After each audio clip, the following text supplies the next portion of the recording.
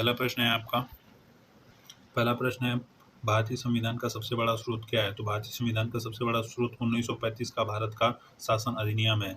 ठीक है, भारतीय संविधान का सबसे बड़ा स्रोत क्या है? तो हो जाएगा आपका भारत 1935 का भारत शासन अधिनियम। ठीक है, चलिए अगला प्रश्न है आपका प्रश्न संख्या 2 है आपका, पंचायती राज संस्थाओं को संवैधानिक मान्यता हेतु किस समिति ने सिफारिश की थी? प्रश्न है आपका, पंचायती राज संस्थाओं को संवैधानिक मान्यता हेतु किस समिति ने सिफारिश की थी? तो उत्तर हो जाएगा लक्ष्मीमल्ल सिंघवी।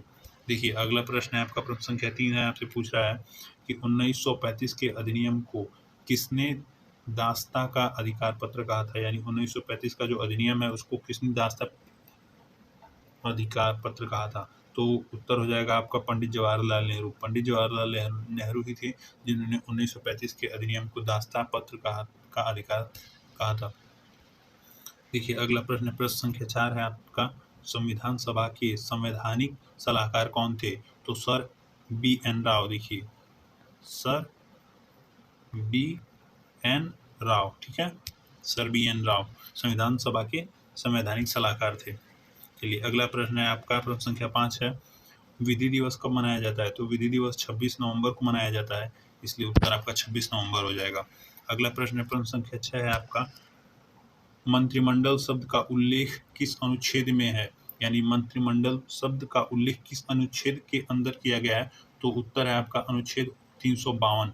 जो अनुच्छेद 352 है उसके अंदर मंत्रिमंडल शब्द का उल्लेख किया गया है।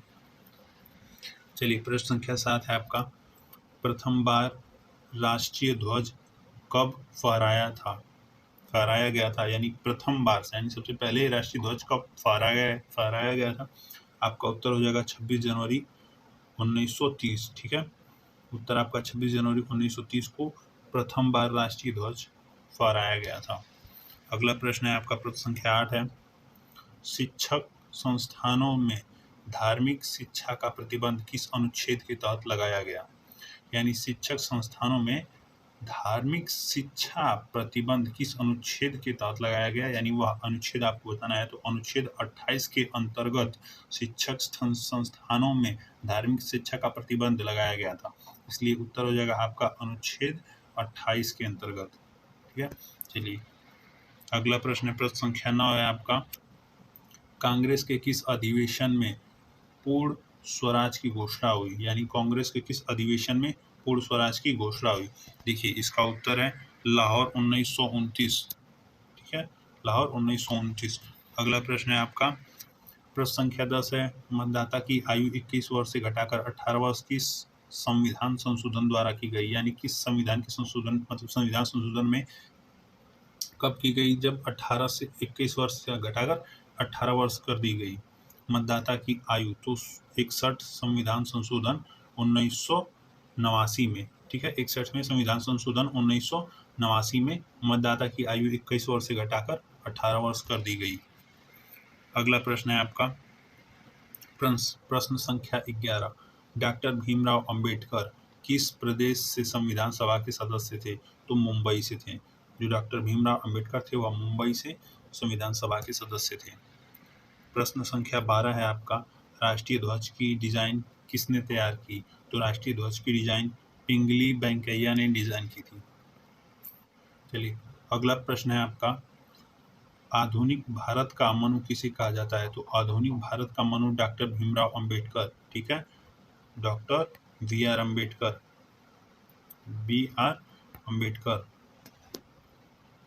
चलिए अगला प्रश्न है, प्रश्न संख्या 14 है, दोनों सदनों की संयुक्त बैठक को बुला सकता है? यानी दोनों सदनों की संयुक्त बैठक को कौन बुला सकता है? तो आपका उत्तर हो जाएगा राष्ट्रपति। राष्ट्रपति आपका उत्तर हो जाएगा। चलिए अगला प्रश्न है आपका, प्रश्न संख्या 15 है, पूछ रहा है आपसे कि शोषण के विरुद्ध अधिकार किस अनुच्छेद के अंतर्गत आता है? यानी शोषण के विरुद्ध जो अधिकार हैं वह किस अनुच्छेद के अंतर्गत दिए गए हैं? तो अनुच्छेद 23 से 24 के अंतर्गत शोषण के अधिकार दिए गए हैं।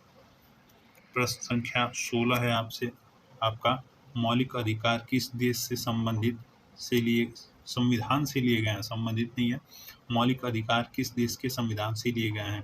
तो अमेरिका से। अमेरिका देश के संविधान से मौलिक अधिकार दिए गए हैं।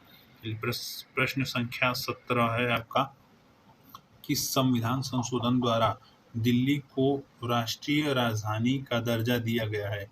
यानी किस संविधान संशोधन के द्वारा दिल्ली को राष्ट्रीय राजधानी का दर्जा दिया गया है? तो 69वें संविधान संशोधन द्वारा दिल्ली को राष्ट्रीय राजधानी का दर्जा दिया गया है।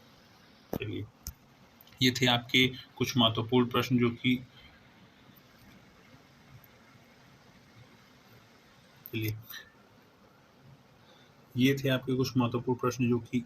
IAS एग्जाम्स में जनरल नॉलेज के प्रश्न है जो पूछे जाते हैं। अगला पार्ट बनेगा अगली वीडियो में और जानकारी मिलेगी आपको। तब तक के लिए वेट कीजिए अगली वीडियो का।